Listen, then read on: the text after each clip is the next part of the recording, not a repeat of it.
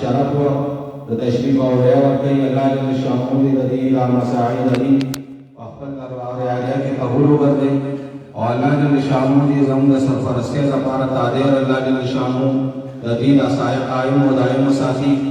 زبیلا تاکي دا خپل دون او خوب نعمت د دې مجلس روح روان چې د سرداري محتاج نه دی هغه ته دعوت خطاب ورکوم چې خپل ذهن او خیالات سره د دې مجلس هغه رونق دوباره الحمدلله د مجلس ته ډېرو غنو علماء کرامو د علاقې تشریف اوري کړی ده.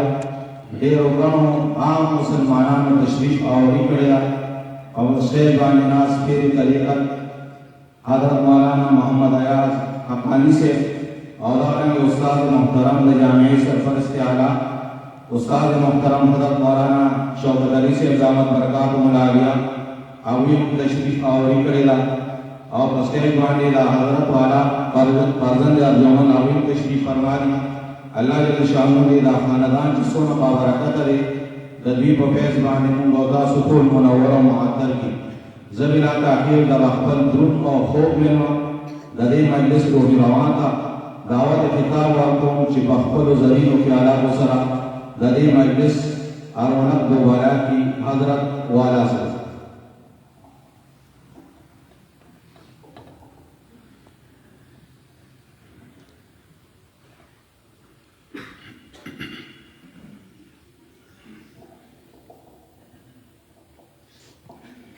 بسم اللہ الرحمن الرحیم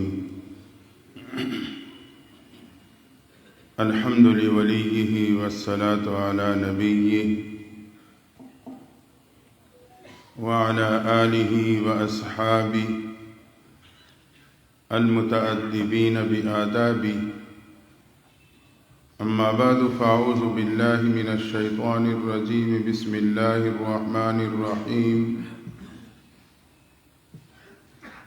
من عمل صالحا من ذكر أو أنثى وهو مؤمن فلنحيينه حياة طيبة.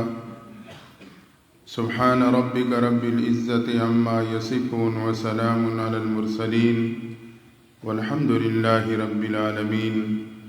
دروشی اللهم صل على سيدنا ومولانا محمد وعلى آل سيدنا ومولانا محمد وبارك وسلم وصلي عليه.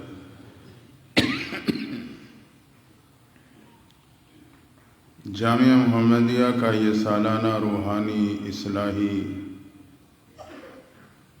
پروگرام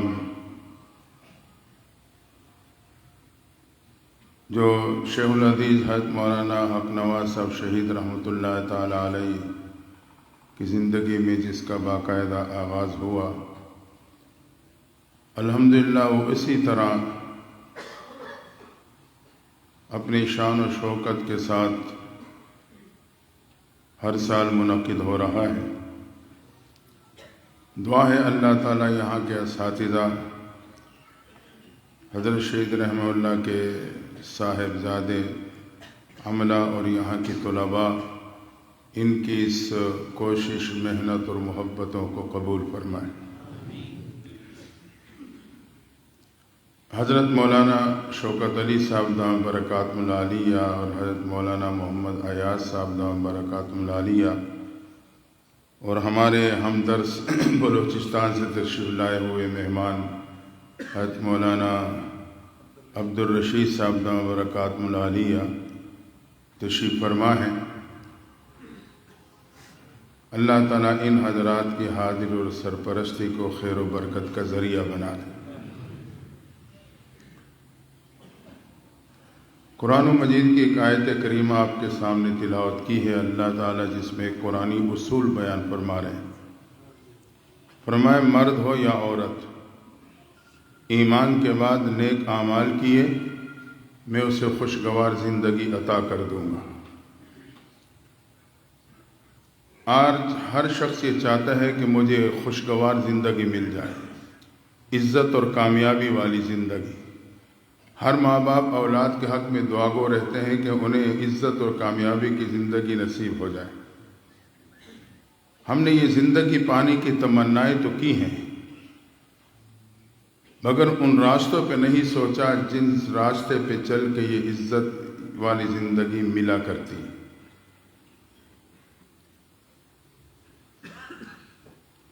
آج ایک سوال ہر ایک کے ذہن میں پایا جاتا ہے کہ ہماری یہ پریشانیاں کیوں ہیں؟ اللہ نے اسی سوال کا حل اور جواب اس آیت کریمہ میں بیان کر دیا۔ چونکہ یہ مخلوط مجمع ہے، علماء طلباء تو ہیں، عوام الناس بھی اس میں موجود، ہر شخص صبح اٹھتا ہے، کوئی دفتر کی تیاری کرتا ہے، کوئی دکان کی طرف جاتا ہے، کوئی اپنی انڈسٹری کی طرف جاتا ہے، کوئی کسی کام پہ، کوئی کسی کام پہ، اور روزانہ یہ ارادہ کر کے نکلتا ہے آج میں اپنے قرضے اتار دوں گا، اپنی فلاں ضرورت پوری کر دوں گا، لیکن نہ وہ ضروریات پوری ہوتی ہیں، نہ وہ مشکلات حل ہوتی ہیں۔ اللہ نے اس کا بہت آسان حل اس آیت کریمہ میں بیان فرما دیا۔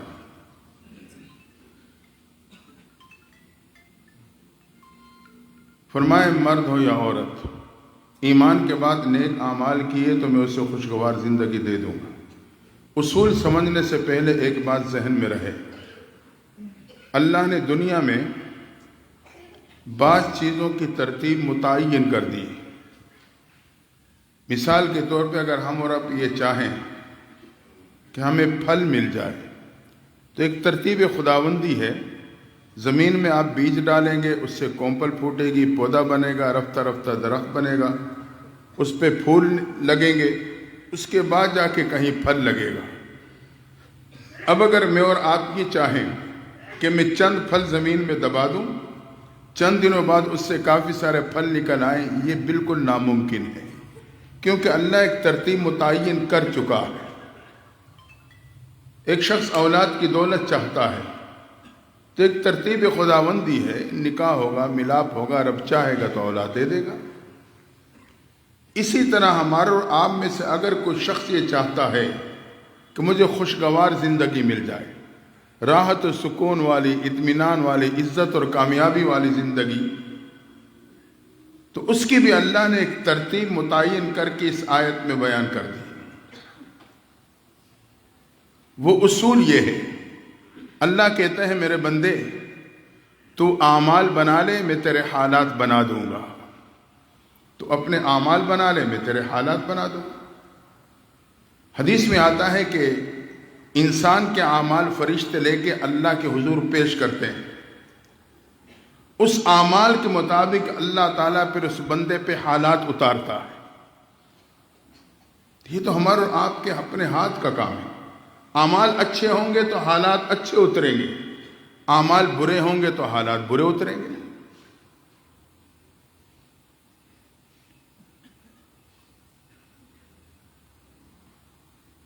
یوں لگتا ہے کہ یہ ہمارے اور آپ کے اختیار میں ہے۔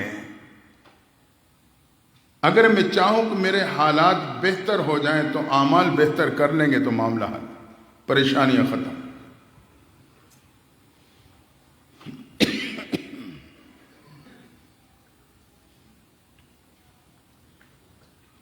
تو یہ اصول ہمیں اور آپ کو اس آیت کریمہ سے ملتا ہے۔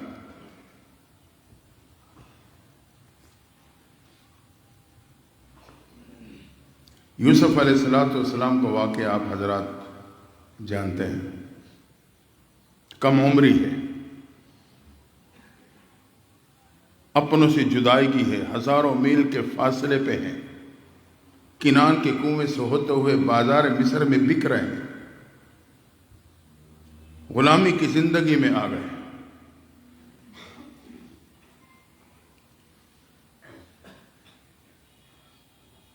کوئی رشتہ دار نہیں، کوئی پوچھنے والا نہیں، کوئی خیر خبر لینے والا نہیں۔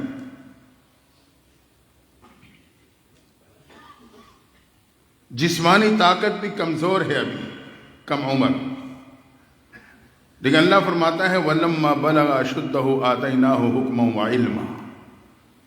ایک وقت آیا اللہ تعالیٰ نے علم و حکمت عطا کر دی۔ اتنے میں ایک دوسرے امتحان میں پڑے، قید و بند کی زندگی میں چلے گئے، 9 سال قید کاٹی۔ لیکن کیا تھا؟ اعمال سنوارے ہوئے تھے، اعمال بنائے ہوئے تھے۔ اعمال بنانے کی وجہ سے اللہ نے ان حالات کے باوجود قید و بند کی زندگی سے نکال کے تخت شاہی پہ بٹھا دیا۔ بادشاہ نے خواب دیکھا، اپنے نجومیوں کے تعبیر سے مطمئن نہ ہوا۔ بتانے والے نے بتایا، جیل میں ایک نوجوان ہے جسے یوسف علیہ السلام نے کہہ کے بھیجا تھا کہ خواب کی تعبیر دے کے کہ آپ اپنی منصب پہ فائز ہو جاؤ گے تو بتا دینا ایک بے گناہ نوجوان بھی۔ اللہ کو یہ بات بھی پسند نہیں آئی، میرا نبی ہے دوسرے سے کیوں کہتا ہے، میرے سے کیوں نہیں کہتا؟ اللہ نے اس کے ذہن سے بھلا دی بات ساقی کی۔ خیر اس وقت اسے یاد آیا، بادشاہ نے پیغام بھیجا اس قیدی کو لے کے، آپ نے ایسے نہیں آؤں گا، پہلے میری صفائی پیش کی جائے۔ عورتوں کا واقعہ کیا تھا؟ جب معاملہ بادشاہ کے سامنے آیا تو سمجھ گیا نوجوان بے گناہ ہے، پاکیزہ ہے۔ اب اس نے سوچا کہ جو نوجوان میرے گھر والوں کے بارے میں بددیانتی نہیں کر سکتا، خیانت نہیں کر سکتا، تو وہ ملک کے خزانے میں بھی خیانت نہیں کرے گا۔ آپ کو وزیر خزانہ بنا دیا گیا۔ تو اگر ہمارے اعمال اچھے ہوں گے تو اللہ تعالی حالات اچھے کر دے گا، یہ اصول ہے، رب یہی سمجھا رہا۔ آج ہم اور آپ اپنے اعمال تو بنانے کے لیے تیار نہیں، لیکن رب سے دعائیں مانگتے ہیں اللہ میرے حالات اچھے کر دے۔ اس کی مثال تو ایسے ہے کہ میں نے جانا تو کراچی ہے، بیٹھا ہوں میں لاہور کی ٹرین میں اور دعائیں مانگو رہے ہیں اللہ مجھے کراچی پہنچا دے۔ بھئی جب تک میری رخ اور سمت درست نہیں ہوگی یہ معاملہ نہیں حل ہوگا۔ تو اگر میں نے اعمال سنوار لیے اللہ میرے اور آپ کے حالات سنوار دے گا۔ دوسری بات، اعمال سنوارنا چاہتا ہوں، کیسے سنواروں؟ ایک مختصر نسخہ بتلاتا ہوں۔ اگر میں چاہتا ہوں کہ میرے اعمال بن جائیں تاکہ حالات اللہ تعالیٰ بہتر بنا دے، تو اپنی زندگی میں خیرخواہی کا جذبہ پیدا کر لینا۔ خیرخواہی کا جذبہ، دوسرے کی بھلائی، دوسرے کی اچھائی، یہ میرے رب کو بہت پسند ہے۔ ایک تو اس وجہ سے پسند ہے کہ میرے نبی کی ادا ہے، محبوب پیغمبر کے اخلاق ہیں۔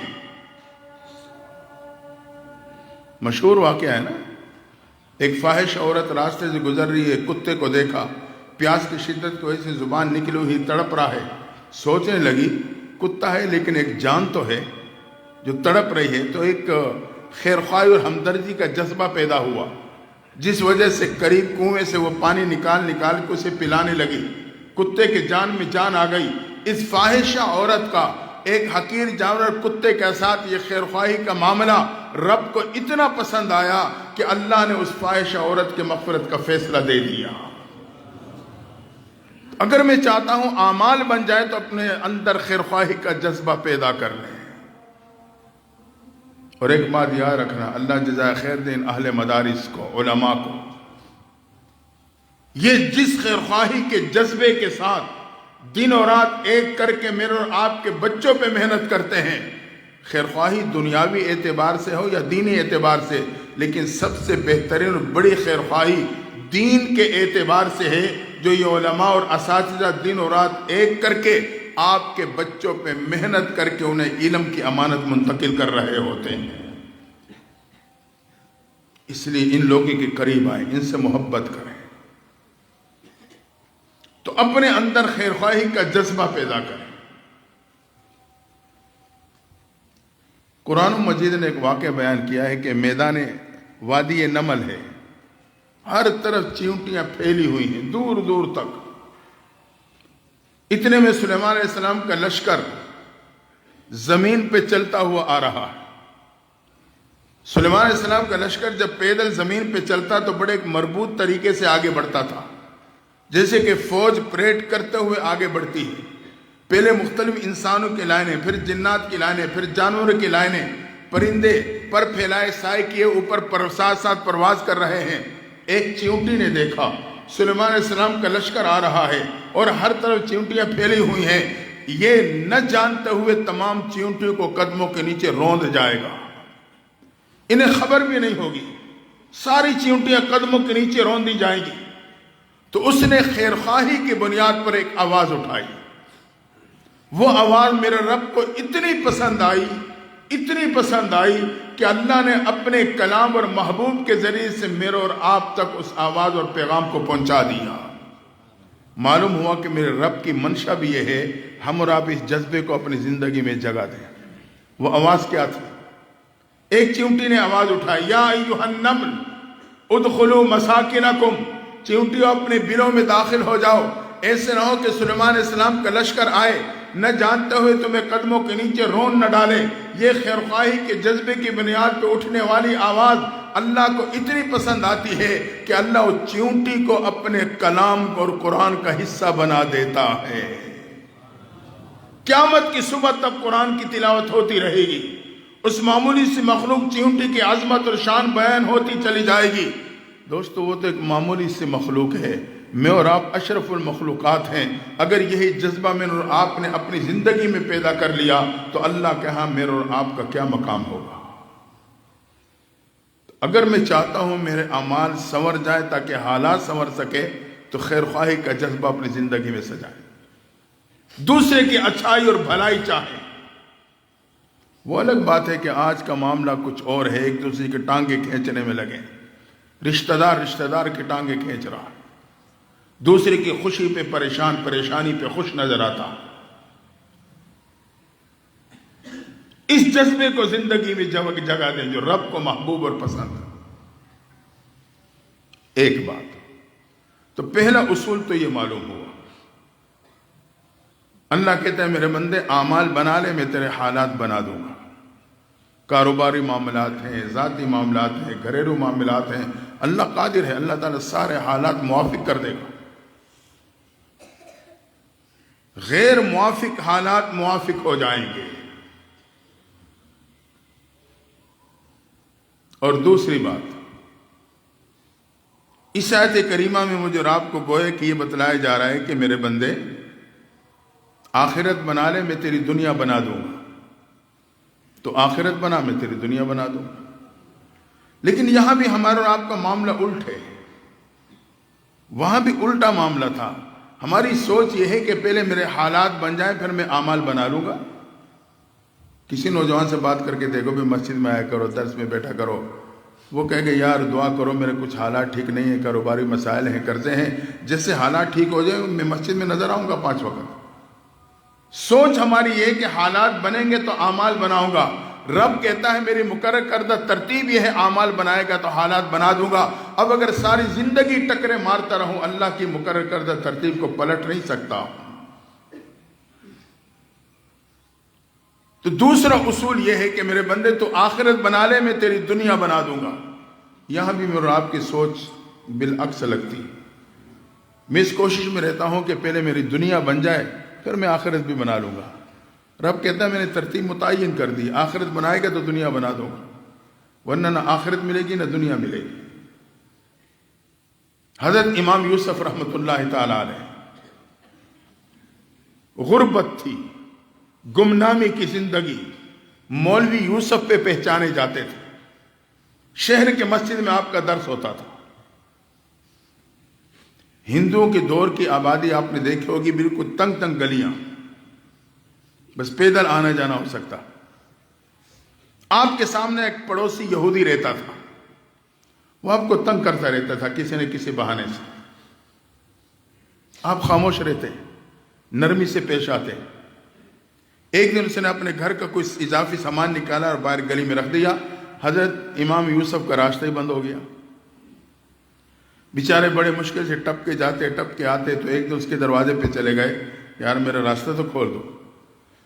وہ تو آگ بگولا ہو گیا۔ آج بھی معاشرے میں کچھ ایسی ذہن ہیں جو اینٹی مولوی ذہن ہے، مولوی کے خلاف، بس مولویت سے چڑ ہے اسے۔ وہ یہودی بھی ایسا تھا۔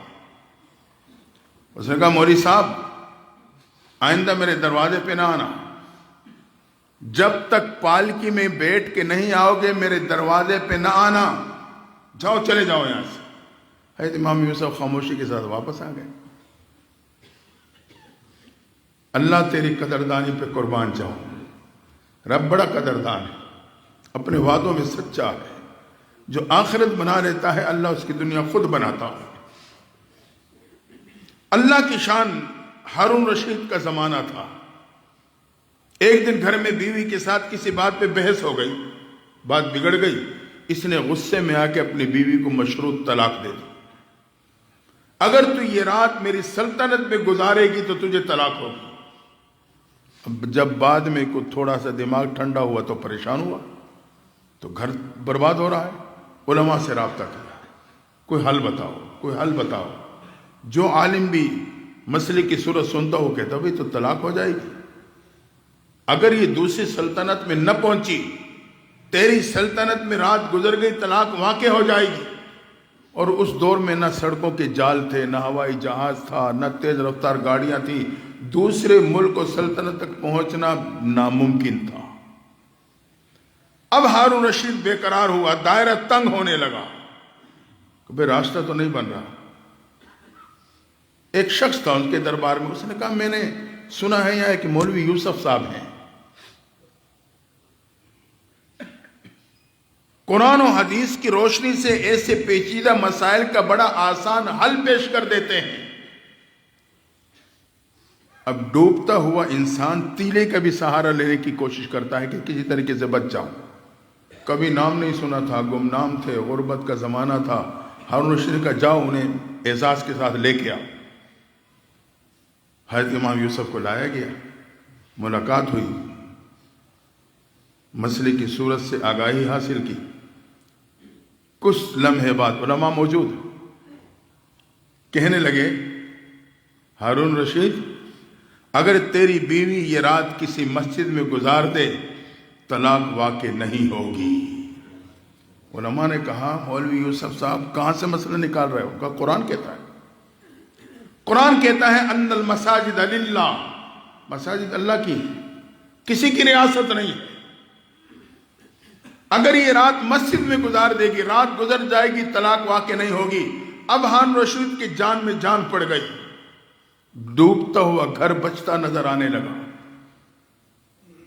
خوشی میں آ کر ہارون رشید نے سرکاری پیڑ منگوایا، اللہ کی قدردانی دیکھی، اور اسی وقت اس پہ سرکاری حکم نامہ جاری کر دیا کہ آج کے بعد امام یوسف قاضی القضاء ہوں گے۔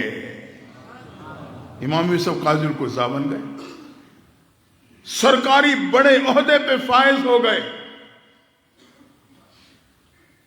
اب جب گھر جانے کا وقت آیا تو ہارون رشید نے حکم دیا شاہی پالکے پہ بٹھاؤ، قاضی القضاء ہیں، شاہی پالکے پہ بٹھا کے گھر لے کے جاؤ۔ اللہ کے شان جب گھر کی گلی میں پہنچے، آپ کو معلوم تھا راستہ بند ہے، کہا یہ پالکی یہاں اتار دو۔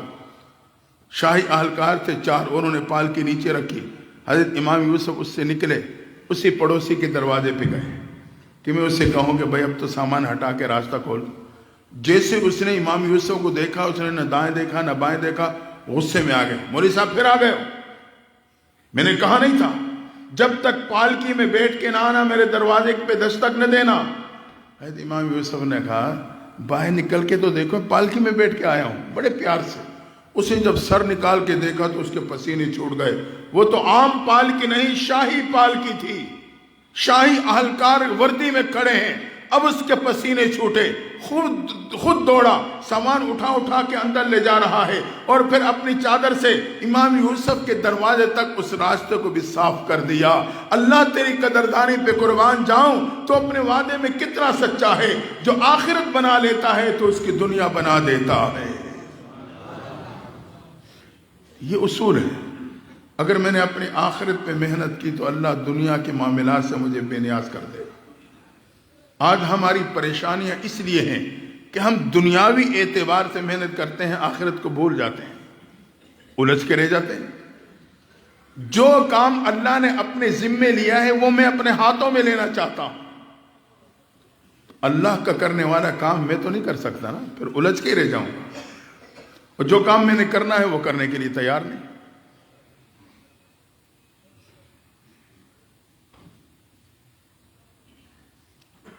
حضرت مجدد الفسانی رحمۃ اللہ تعالی علیہ خانقاہ میں بیٹھے ہیں، لیکن آپ کے اثرات اور فیوزات وقت کے حکمران کے دل پہ پڑ رہے ہیں، حتیٰ کہ وہ آپ کی عقیدت میں آیا اور آپ نے اس تعلق کی بنیاد پہ اس کے ذریعے سے پورے علاقے میں پھیلے ہوئے بدعات اور شرک کے کاموں کو ختم کروا دیا۔ اسے تو مجدد الفسانی بنے۔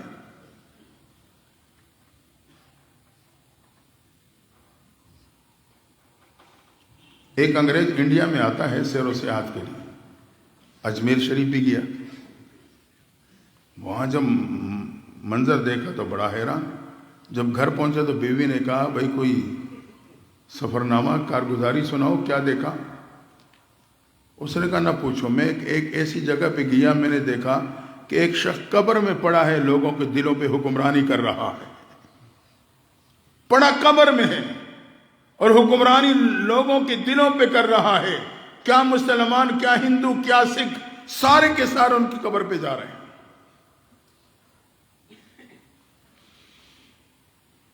جو اپنی آخرت بنا لیتا ہے، اللہ پھر دنیا کی عزتیں بھی عطا کر دیتا ہے۔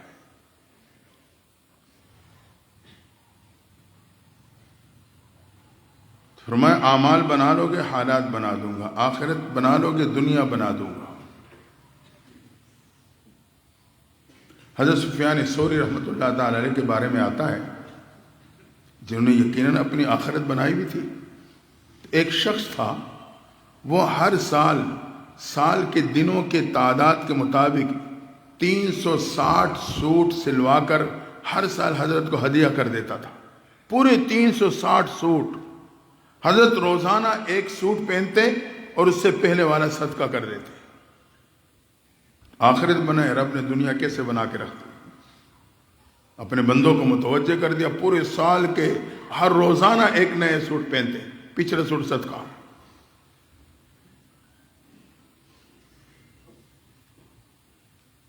اور ایک اصول اس سے یہ ملتا ہے، میرے بندے تو اللہ سے تعلق بنا لے، خالق سے تعلق بنا لے، مخلوق سے تعلق بنوا دوں گا۔ لیکن یہاں بھی ہمارا معاملہ بالعکس، ہم اس کوشش میں رہتے ہیں کہ مخلوق سے تعلق بن جائے، یہ سوچ ہوتی ہے کہ ہمارے کام آتے ہیں، رب سے تعلق بنانا بھول جاتا ہوں۔ وہ تعلق بھی گیا، یہ بھی نہ بن سکا، نہ دنیا کا رہا نہ آخرت کا رہا۔ رب کہتے ہیں میرے بندے تم میرے سے تعلق بنا، میں مخلوق سے تیرا تعلق بنوا دوں گا۔ سیدنا حضرت امیر معاویہ رضی اللہ تعالیٰ عنہ نے حضرت عائشہ رضی اللہ تعالیٰ عنہ کو ایک عریضہ بھجوایا، تحریر، خط۔ امی عائشہ رضی اللہ تعالیٰ عنہ سے کہا کہ مجھے کچھ نصیحت فرما دے۔ حضرت عائشہ رضی اللہ تعالیٰ نے جواب دیا،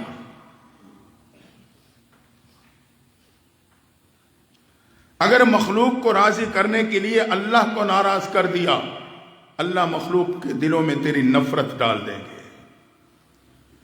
اگر اللہ کو راضی کرتے ہوئے مخلوق ناراض ہو گئی، اللہ ان کے دلوں میں محبت ڈال دیں گے۔ مخلوق کو راضی کرنے کے لیے رب کو ناراض کر بیٹھا، فرمایا مخلوق بھی راضی نہیں ہوگی، رب بھی ناراض ہو جائے گا، نفرت دل میں پیدا کر دے گا اللہ تعالیٰ۔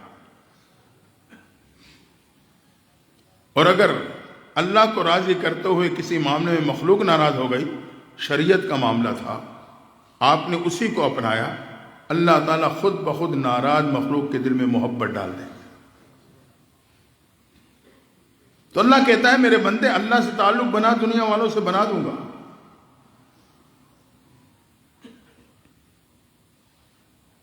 تو ہم اس اصول کو بنیاد بنائیں۔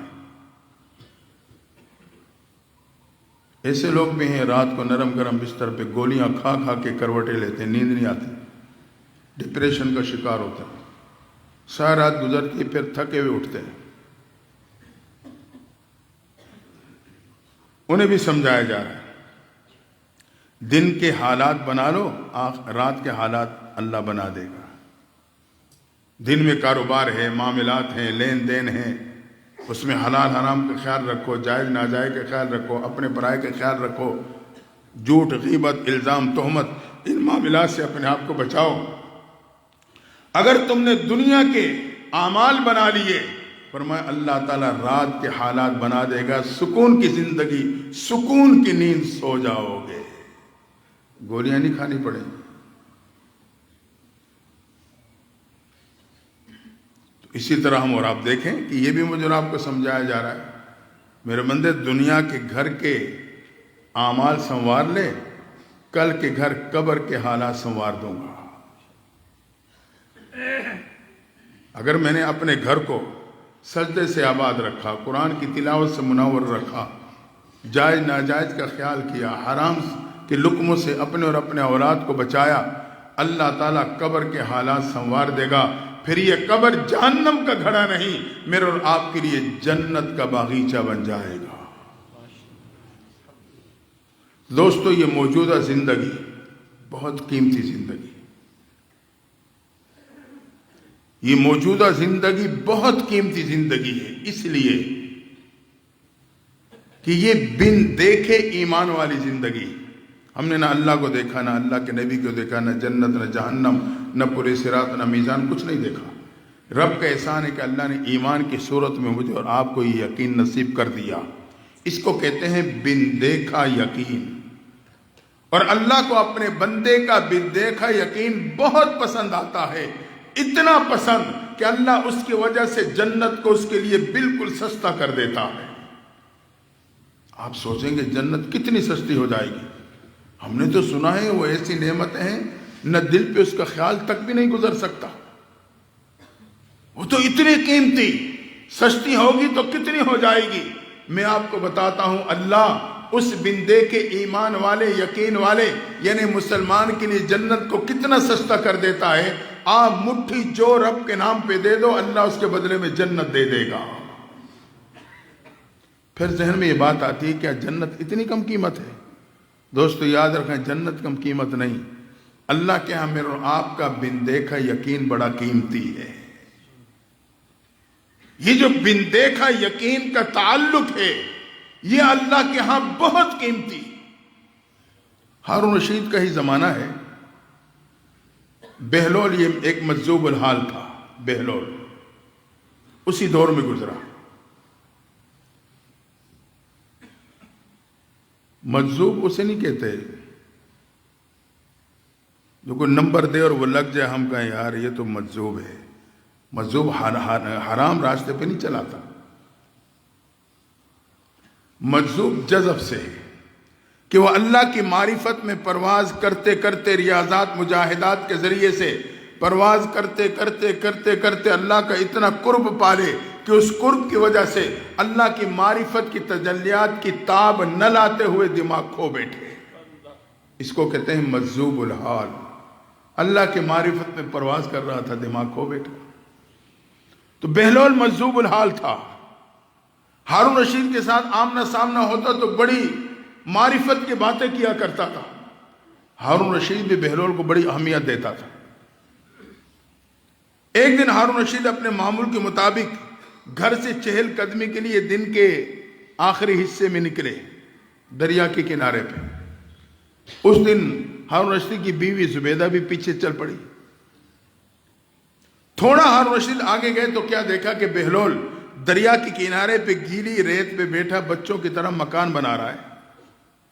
اب تو بچوں کے کھیل ہی بدل گئے نا، وہ ریت پہ بیٹھ کے پاؤں پہ ریت رکھی اور ہاتھ سے دباتے پاؤں نکال لیتے، یہ مکان بن گیا۔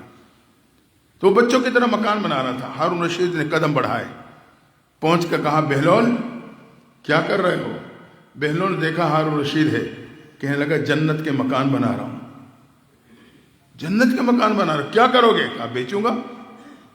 ہارون رشید نے پوچھا کتنے کے دو گے؟ کہنے لگا 1 دینار کا۔ ہارون رشید یہ سمجھا بہلول مجذوب الحال ہے، اللہ کے محبت میں فنا، آخرت کی فکر میں مگن، اپنی کیفیت میں لگا ہوا ہے۔ بس سنی نان سنی کر کے قدم آگے بڑھائے، ہارون رشید آگے نکل گئے، اتنے میں زبیدہ پہنچ گئی۔ بہلول کیا کر رہے ہو؟ کہنے لگا جنت کا مکان بنا رہا ہوں۔ کیا کرو گے؟ بیچوں گا۔ کتنے کا دو گے؟ 1 دینار کا۔ آپ سمجھتے ہیں بعد اگر کوئی بچہ ناداں یا کوئی ناسمجھ آدمی کوئی بات کر دے اور ہمیں اس کی حقیقت تک ہم نہ بھی پہنچ سکے، اس کی خوشنودی کے لیے ہم وہ بات ویسے پوری کر دیتے ہیں۔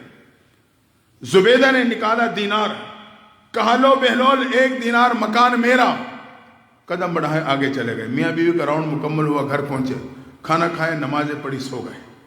اسی رات ہارون رشید نے خواب دیکھا، توجہ کرنا، اسی رات خواب دیکھا، جنت کا منظر ہے، آبشاریں ہیں، مرغزاریں ہیں، خوبصورت قسم کے نہریں جاری، بہترین قسم کے محلات۔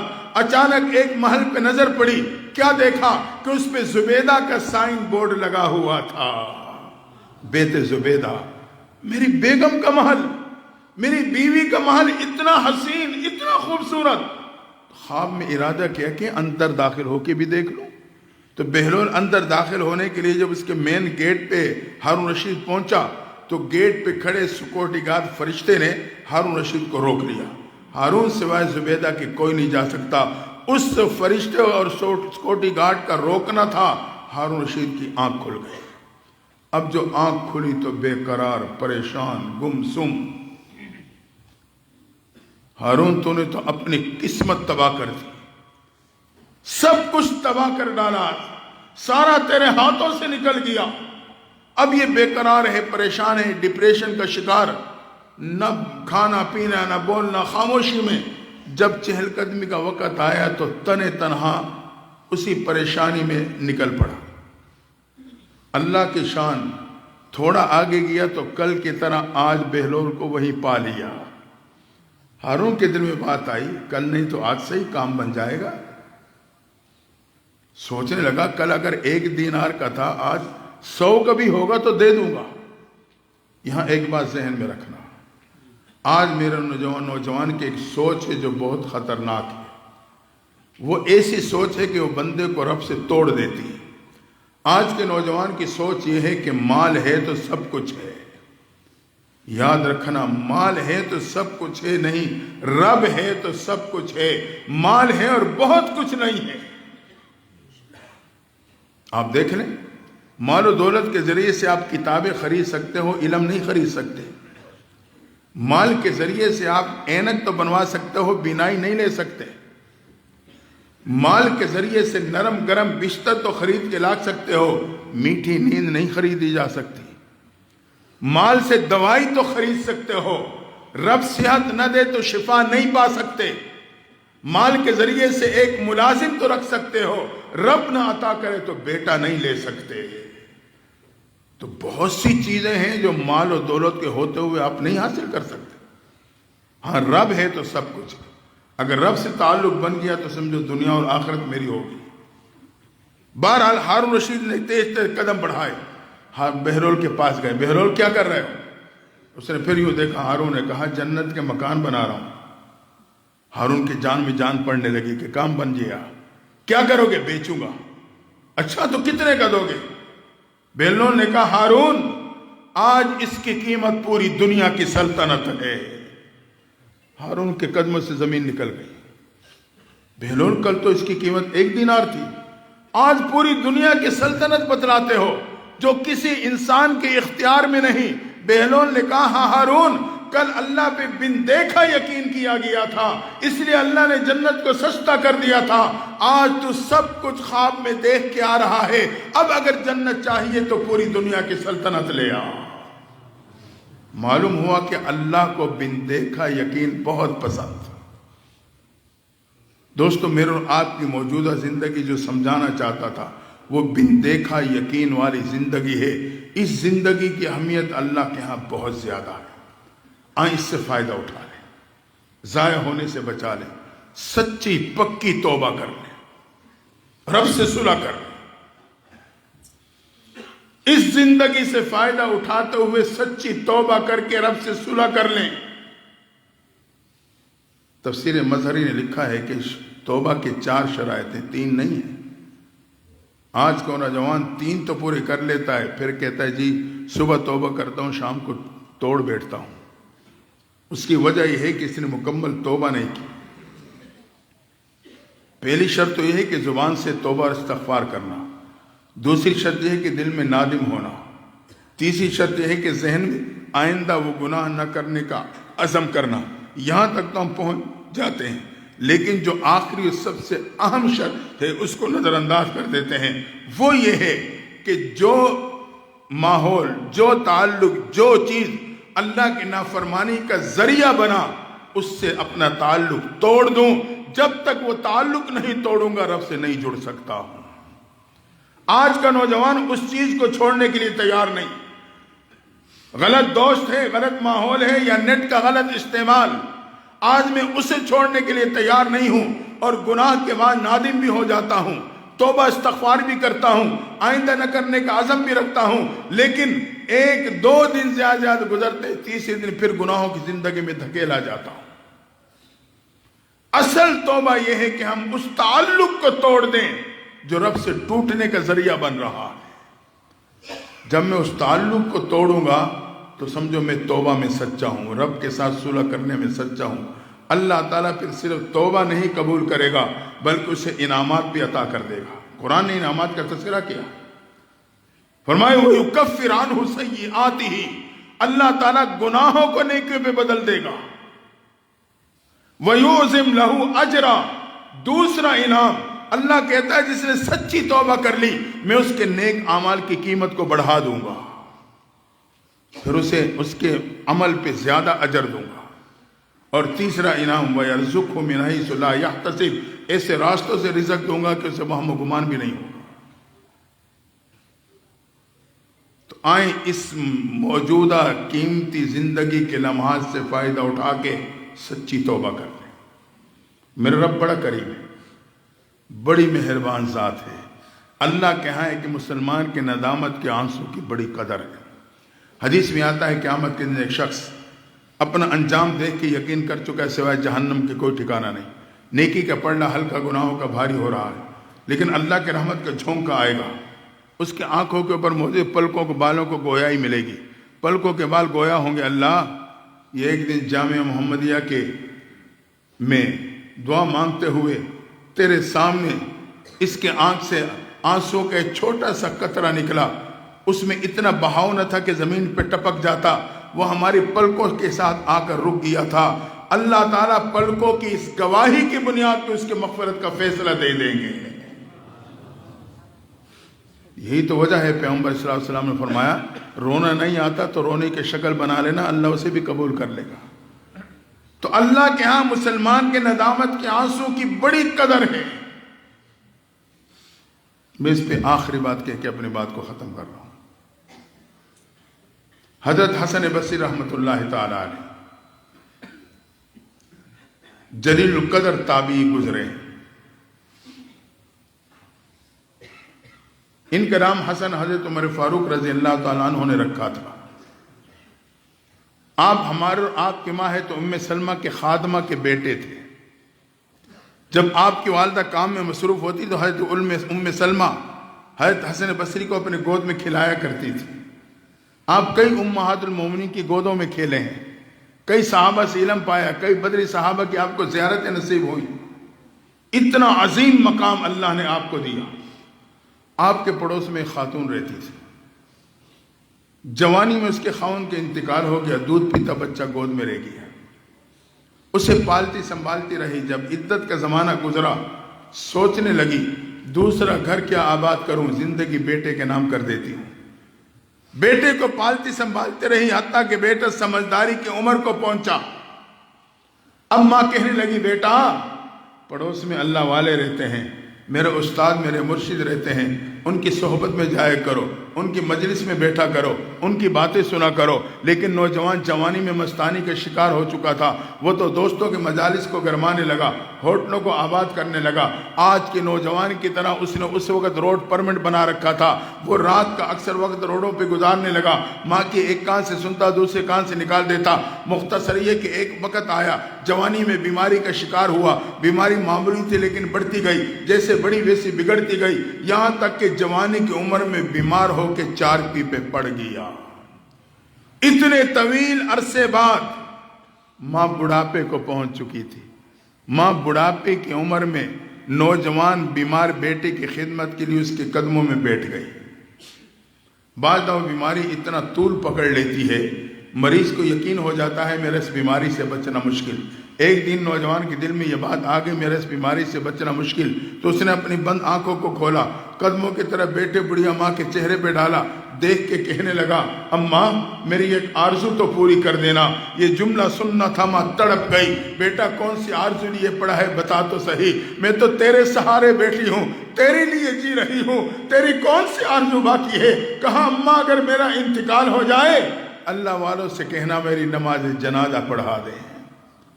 ماں نے اپنے آپ کو سنبھالا, حضرت کی خدمت میں پہنچی, کہا حضرت میرا نوجوان بیٹا اس کیفیات سے گزر رہا ہے, آرزو کا اظہار کر رہا ہے کہ جنازہ اللہ والے پڑھا دے. اللہ کی شان, حضرت حسن بصری نے اس نوجوان کے جنازہ پڑھانے سے انکار کر دیا. مرشد تھے, یہ اصرار نہ کر سکی, نہ وجہ پوچھ سکی کیوں. آج کل کی پیری مریدی تو نہیں تھی نا, آج کل کی پیری مریدی میں تو پیر کے ماننے میں خیر ہے. تعویذ چلا تو پیری بھی پکی مرید بھی پکا, تعویذ نہ چلا تو پیر بھی فارغ مرید بھی فارغ. ہمارے یہاں پنجاب میں تو یہ صورتحال ہے. یہی تو وجہ ہے کہ پھر استفادہ نہیں ہوتا. تو آج کل کے تو پیر کا مرید کی بات ماننے میں خیر.